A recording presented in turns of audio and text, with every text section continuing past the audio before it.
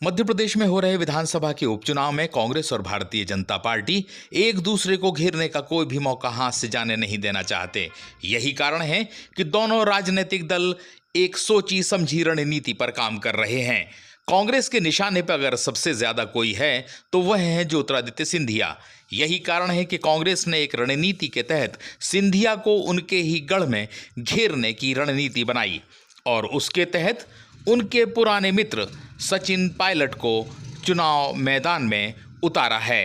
सचिन पायलट उन इलाकों में सभाएं कर रहे हैं जो ज्योतिरादित्य सिंधिया का गढ़ माना जाता है। पायलट की गिनती चतुर सुजान नेताओं में होती है। यही कारण है कि पायलट को भले ही सिंधिया के गढ़ में चुनाव प्रचार के लिए भेज दिया गया हो, मगर वे सिंधिया पर कोई भी हमला करने को तैयार नहीं हैं। पहले दिन अपने प्रवास में पायलट ने 3 से ज्यादा चुनावी सभाएं की, मगर किसी भी सभा में उन्होंने सिंधिया पर हमला नहीं बोला। उनके निशाने पर अगर कोई रहा तो वह थी भाजपा की केंद्र की सरकार और राज्य की सरकार। पायलट ने किसी भी सभा में सिंधिया का जिक्र तक नहीं किया। प्रहार है, मंडी बंद, आड़ती बंद, बोरी मजदूरी बंद, समर्थन मूल्य भी बंद हो जाएगा। गरीब, पिछड़ा, दबा कुचला जो वर्ग है उसके लिए संविधान में जो आरक्षण का प्रावधान अम्बेडकर साहब ने किया था, कितनी बार इनके नेता चुनौती दे चुके हैं। 2 अप्रैल को जो घटना घटी थी पूरे देश भर में, वो आम घटना नहीं थी, वो एक सोच का प्रतीक था कि संविधान और संसद के बाहर से ऐसी ताकतें हैं जो गरीब से उसका अधिकार छीनने की ताकत रखते हैं। और वो ताकत नागपुर से आती है, उन लोगों से जो सरकार को कठपुतली बनाकर चलाना जानते हैं। ऐसी सोच, ऐसी प्रवृत्ति रखने वाली पार्टी पिछले दरवाजे से दोबारा यहां सरकार में आ गई है।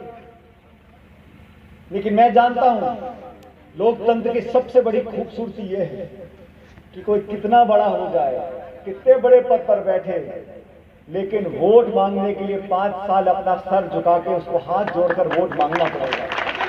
सचिन पायलट भी इस बात को जानते हैं कि कांग्रेस के कुछ नेता सिंधिया के खिलाफ उन्हें टूल के तौर पर उपयोग करना चाहते हैं। यही कारण है कि सचिन पायलट उस इलाके में प्रचार तो कर रहे हैं जो सिंधिया का गढ़ है, मगर वे सीधे तौर पर सिंधिया पर कोई हमला करने के लिए तैयार नहीं हैं।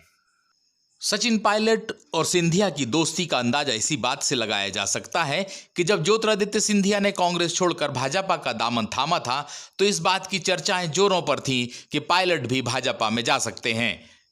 अपनी उपेक्षा से नाराज सचिन पायलट ने भी तल्ख तेवर अपनाए थे और विधायकों के साथ मनेसर में डेरा भी डाल लिया था। भाजपा लगातार उनसे संपर्क करती रही और अपनी पार्टी में शामिल करने के लिए प्रलोभन भी देती रही, मगर सचिन पायलट ने कांग्रेस नहीं छोड़ी। सचिन पायलट और ज्योतिरादित्य सिंधिया की दोस्ती की गांठ बहुत पक्की है, क्योंकि दोनों के पिता राजेश पायलट और माधवराव सिंधिया किसी दौर में पक्के दोस्त हुआ करते थे और केंद्र सरकार में मंत्री भी थे। दोनों ही नेताओं की हादसे में मौत हुई है। अब दोनों नेताओं के बेटे दोस्त हैं। वे भले ही अलग अलग राजनीतिक दल में हों, मगर उनकी दोस्ती बरकरार है। सचिन पायलट के ग्वालियर चंबल इलाके के दौरे के दौरान सिंधिया पर हमला न किए जाने से कांग्रेस के उन नेताओं के सीने पर जरूर सांप लौट गया होगा जिन्होंने एक रणनीति के तहत सचिन को प्रचार में लगाया है।